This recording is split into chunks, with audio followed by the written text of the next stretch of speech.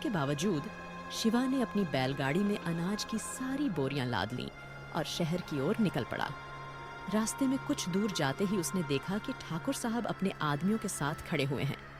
शिवा ने आदर से कहा, नमस्ते ठाकुर साहब। लेकिन ठाकुर साहब की आंखों में गुस्से की चमक थी। वे तिरस्कार भरी आवाज में बोले, नमस्ते साला चोर, जब खिसकते खिसकते पकड़ा गया तब नमस्ते। अरे तेरी सारी होशियारी मैं समझता हूँ। ठाकुर का एक आदमी आगे बढ़ा और ठहाका मारते हुए बोला, अरे ठाकुर साहब, ये बहुत चालाक है, हमें मूर्ख बनाने चला था। नहीं ठाकुर साहब, मैं अपना अनाज शहर ले जाकर बेचने जा रहा हूँ, बस अपना और परिवार का पेट पालने के लिए। नहीं ठाकुर साहब नहीं, अगर आप इसे जाने दोगे तो पूरे गांव के सभी किसान चींटियों की तरह लाइन लगाकर शहर चले जाएंगे। ठाकुर साहब ने ठंडी हंसी हंसते हुए कहा, इतना बड़ा दुस्साहस, हमारे गांव से आज तक मुट्ठी भर अनाज भी शहर नहीं गया और तू अपनी पूरी फसल शहर ले जा रहा है और ऊपर से जब पकड़ा गया तब नमस्ते कर रहा है। शिवा ने साहस जुटाते हुए कहा, ठाकुर साहब, आप जानते हैं कि हमारी जमीन तो पहले ही आपके पास गिरवी है। मेरे पास बस एक छोटा सा टुकड़ा बचा है। अगर उसकी फसल भी आपको बेच दूं तो मेरा परिवार भूखा मर जाएगा। आप तो हमें अनाज की कीमत भी बहुत कम देते हैं। यह सुनकर ठाकुर साहब की आंखें गुस्से से लाल हो गईं। उन्होंने गरजते हुए कहा, तूने बहुत बोल लिया शिवा। इस गांव में जो भी फसल बेची जाती है वह सिर्फ मुझे बेची जाती है और तू शहर जाएगा। शिवा ने हिम्मत करते हुए कहा, ठाकुर साहब, इसमें गलत क्या है? हम किसानों को हमारा हक मिलना चाहिए। शिवा की बात सुनते ही ठाकुर साहब का गुस्सा आसमान छू गया। उन्होंने चिल्लाकर अपने आदमियों से कहा, अगर मैंने तुझे जाने दिया तो गांव के बाकी किसान भी तेरी तरह बगावत करेंगे। राजू, बिरजू, इस बदमाश को घसीट कर ले जाओ, इसे पेड़ से बांध दो और इसका सारा अनाज उठाकर मेरे गोदाम में रखवा दो। इसे सबक सिखाना पड़ेगा कि हमसे टकराने की सजा क्या होती है। ठाकुर के आदमियों ने बेचारे शिवा को घसीटते हुए ले जाकर एक पेड़ से बांध दिया। शिवा की चीख पुकार आसमान तक पहुंच रही थी, लेकिन गांव वाले जो दूर से यह सब देख रहे थे, ठाकुर के खौफ से कुछ भी बोलने की हिम्मत नहीं जुटा पाए। शिवा बेबस होकर चिल्ला रहा था, मेरी मदद करो, मेरे साथ हो रहे इस अन्याय को रोको। क्या यहाँ कोई नहीं है जो इंसानियत दिखा सके?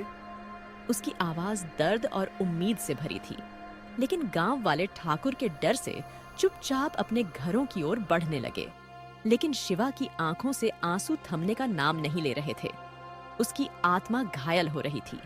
ठाकुर ने एक ठहाका लगाते हुए कहा, देख ले शिवा, यही अंजाम होता है उन लोगों का जो मुझसे टकराने की हिमाकत करते हैं। याद रखना, मेरे खिलाफ जाने का मतलब है मौत को बुलावा देना।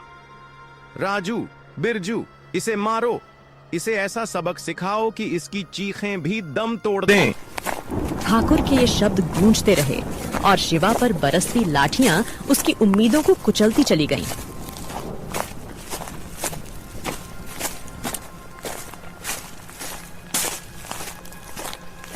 वहीं पर एक पेड़ के पीछे छिपकर एक बूढ़ा व्यक्ति यह सब देख रहा था।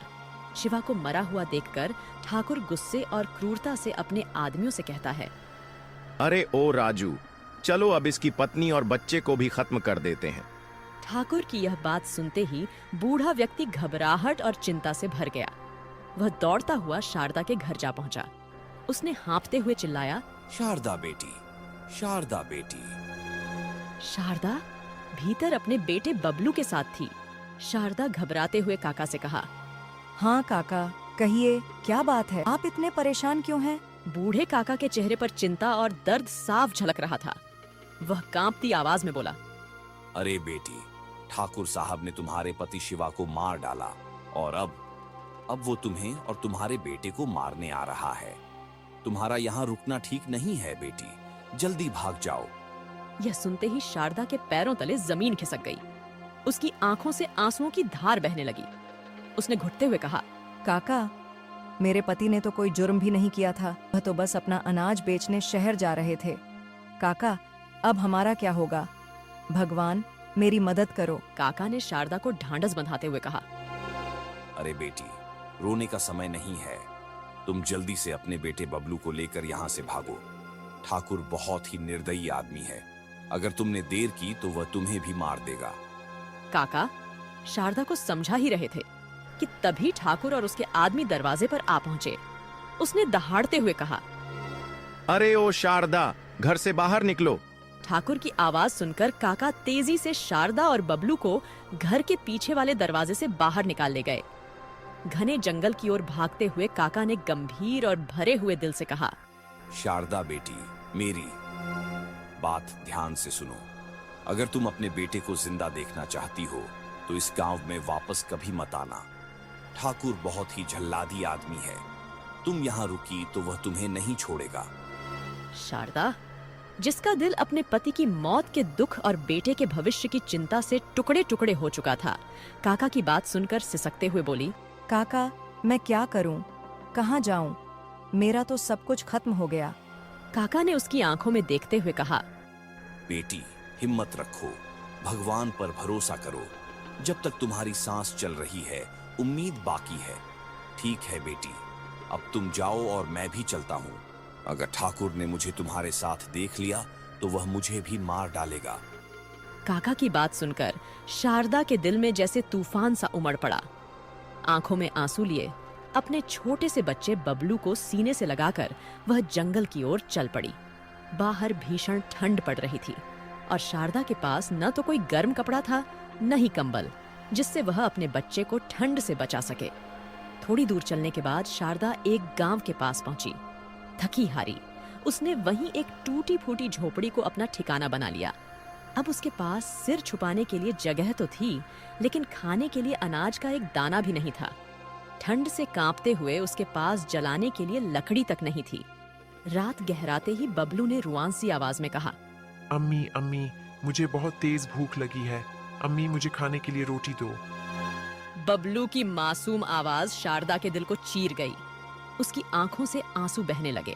उसने बबलू को कसकर गले लगाया और कांपती आवाज में कहा, बेटा, मेरे पास खाने के लिए रोटी नहीं है। आज की रात जैसे तैसे सह लो। कल मैं कोई काम ढूंढ लूंगी बेटा, फिर हमारे पास रोटी भी होगी और इस ठंड से बचने के लिए कंबल भी। यह कहकर उसने बबलू को सीने से लगाया, लेकिन अपने आंसू छिपा नहीं पाई। उसकी माँ की ममता बच्चे की भूख और ठंड के आगे खुद को असहाय महसूस कर रही थी। शारदा बहुत परेशान थी। उसकी आंखों में चिंता और दिल में दर्द था, क्योंकि उसके पास खाने के लिए एक रोटी तक नहीं थी।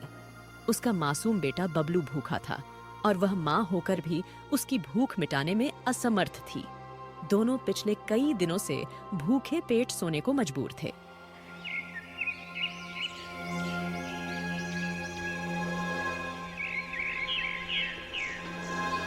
अगले दिन शारदा ने फिर हिम्मत जुटाई और काम की तलाश में निकली। वह एक दुकान पर पहुंची और गिड़गिड़ाते हुए बोली, सेठ जी, मुझे कोई भी काम दे दीजिए। मैं कम पैसों में भी काम कर लूंगी। बस मुझे और मेरे बेटे को भूख से बचा लीजिए। लेकिन सेठ ने बेरुखी से कहा, नहीं, मेरे पास कोई काम नहीं है। वैसे भी ठंड इतनी है कि ग्राहक दुकान तक आते ही नहीं। सामान बिक नहीं रहा तो तुम्हें काम पर कैसे रखूं?